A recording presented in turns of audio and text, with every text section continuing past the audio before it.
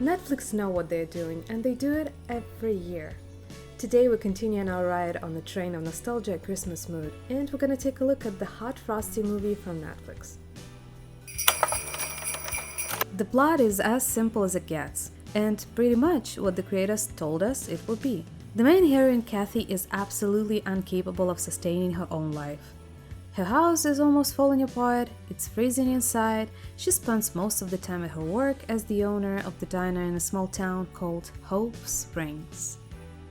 Do you feel cheesiness starting to grow, don't you? The town is small, everyone knows each other, so people think that Kathy's personal life is their business, so they give her advices, trying to take care of her. Kathy herself is a very generous and kind person, so she takes care of everyone as well. The owners of the clothing shop give Kathy a Christmas gift, Mr. Tumnus's scarf, because it's cold outside, and red scarf definitely will bring her happiness and warmth.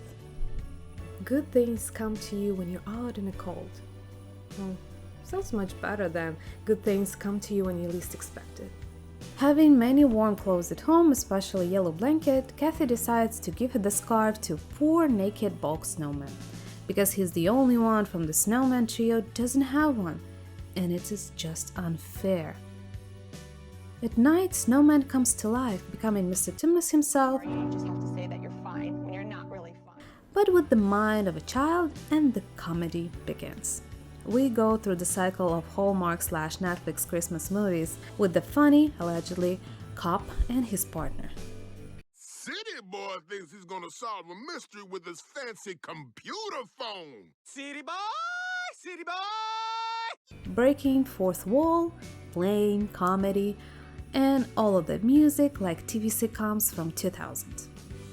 The police station looks like one from the Once Upon a Time. They were filming in Canada, so that's possible.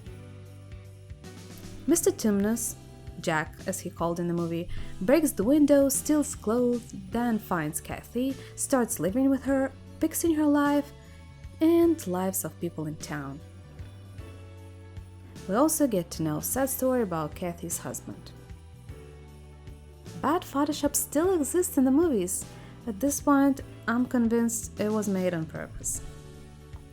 Everybody loves him, except of course the funny cop, and gradually, in the course of 2 weeks, heroes fall in love. Happy end. He is cold. Blah. I can't imagine the feeling and I don't want to. A reference to Mean Girls, plus a crossover of Netflix films along the way. Of course, Pretty Woman reference. And all of that, plus the call for female audience with You're stuck in there pretty bad. You want me to get behind you and push? Huh? Yeah. okay, now we're exploiting men, sexualizing, and I'm here for it. Just for a change. I live for this fake snow. It's so ridiculously not real, I can smell the plastic. I mean, it took me less than 100 words, probably, to describe the plot, but I could do it in 10, because it's nothing special. I didn't tell you anything you didn't know about the plot, because it's obvious. Then why do they keep producing movies like this? The answer is simple as day. Nostalgia. Holiday spirit. We've touched on this topic in the Red One review, but you'll be surprised. That movie did worse than Hot Frosty, and there are a couple of reasons for that. First of all, I want to point out some things that really take away from the atmosphere the movie tries to create. The relationship between characters is really weird. The mother/child dynamic at the beginning only takes away from the love story that they are trying to create. Call to the motherly feelings and the urge to help supposed to bring characters closer, but at the same time, it just looks weird. The cheesy and over-the-top acting takes away from the believable part of the movie. The only one who is playing good is the main heroine, thus everything around her seems like an asylum. Or circus, if you will. It's Christmas after all. If I was super serious and boring, which I hope I'm not, I would find more things to say about the movie. But at the end of the day, it's just a cheesy one-timer. Movie for a night while you cook the dinner and plan what to watch next. At the same time, it does a much better job with nostalgia play than the $200 million Red One. Why? Because it's a classic TV soap opera comedy. It does what it's supposed to do.